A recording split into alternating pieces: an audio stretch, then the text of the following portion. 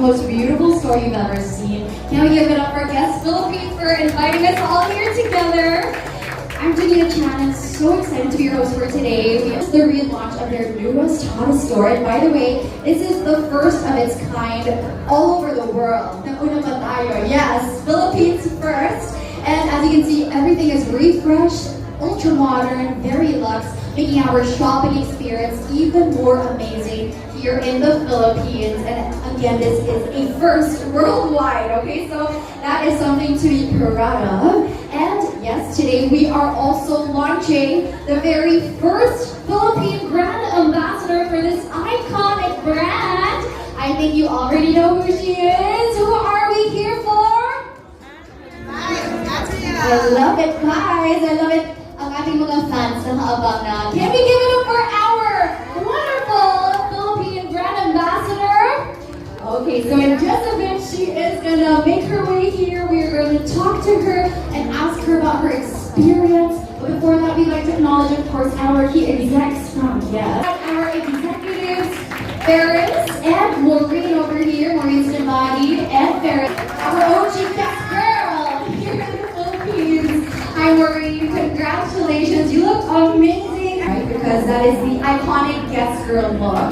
But yes, please welcome everybody here first. So hi everyone, good afternoon. I'm very happy to welcome you all here today to see our newest concept at SM Mall of Asia. As some of you might know, we've had this store since 2006 and it is our biggest flagship store in the Philippines.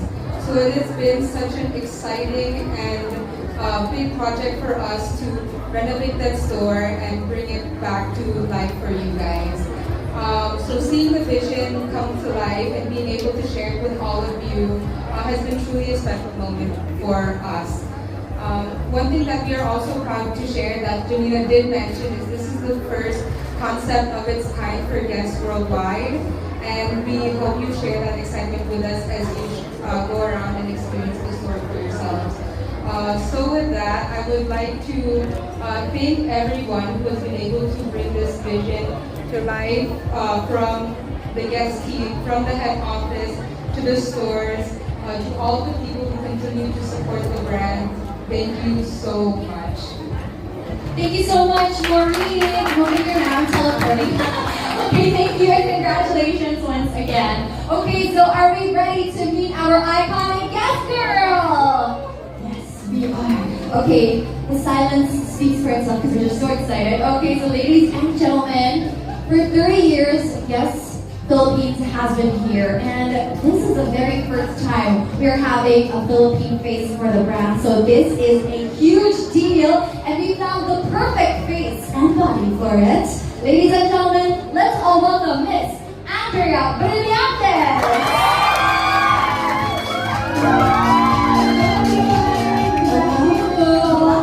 Okay, have your moment first. Smile and wave.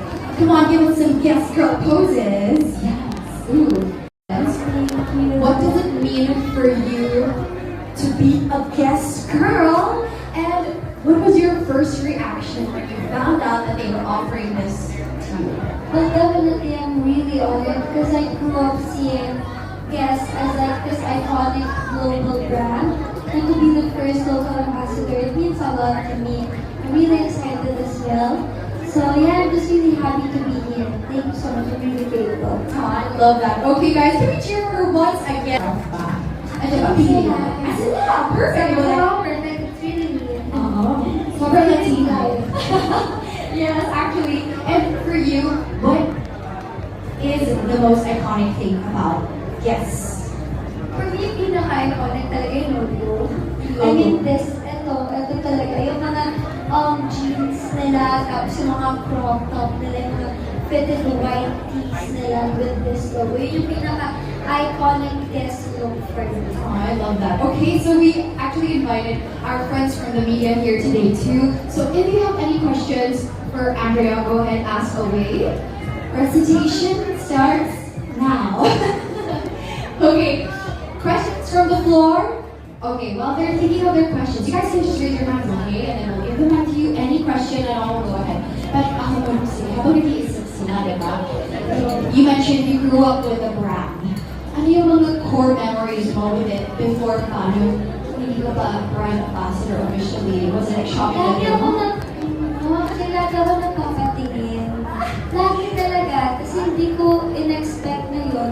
Lagi ko na ako nagtatanong sa mom ko tungkol din sa brand. As in, nung mga bagets, facts, lagi ko lang tinigil ko. Kasi hindi ko pa kasi siya masyado awkward before. So, hindi ko talaga inaakala na pwede ako maging brand ambassador for guests. I think na-manifest ko siya somehow. Oh, manifested. But honestly, really, when they were sending out the invites to Nabibia, I also got a copy and I was like, yeah, can you guess who she is? And then Yun din, kasi when I was a kid, bakit guess what? Guess talaga.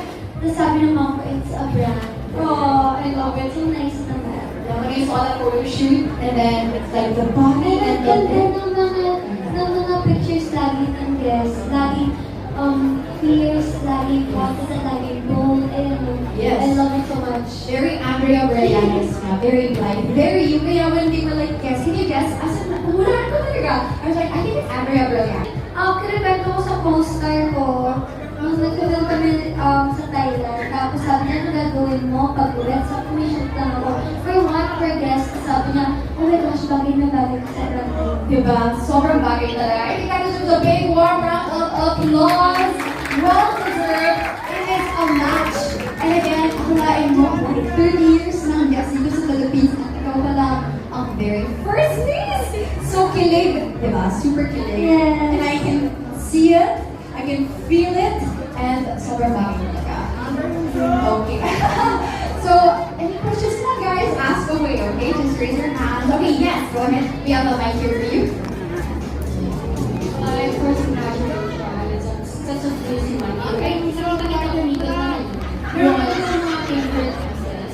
Favorite ko talaga yung jeans nila kasi sobrang comfy. As in, hindi ko na ina-expect. Kapag na-try yung malambot yung jeans nila. Tsaka, perfect siya sa weather ng Pinas. Kasi may mga jeans ang kapal.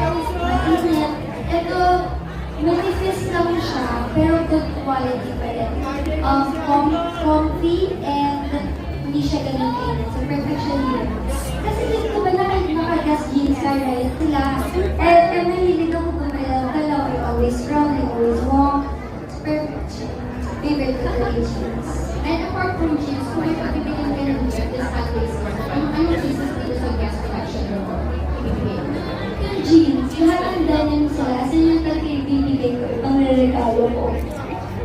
At saka siguro yung mga dresses din. And yung mga bags. Ang ganda ng bags sila, yung mga shoes nila. Lahat na lang. Lahat. Lahat talaga. Thank you so much. Okay, so you mentioned jeans, diba? Yung yung pinaka-iconic way questions from the floor. Yes. I just wanted to ask, what are some fashion tips that you always have?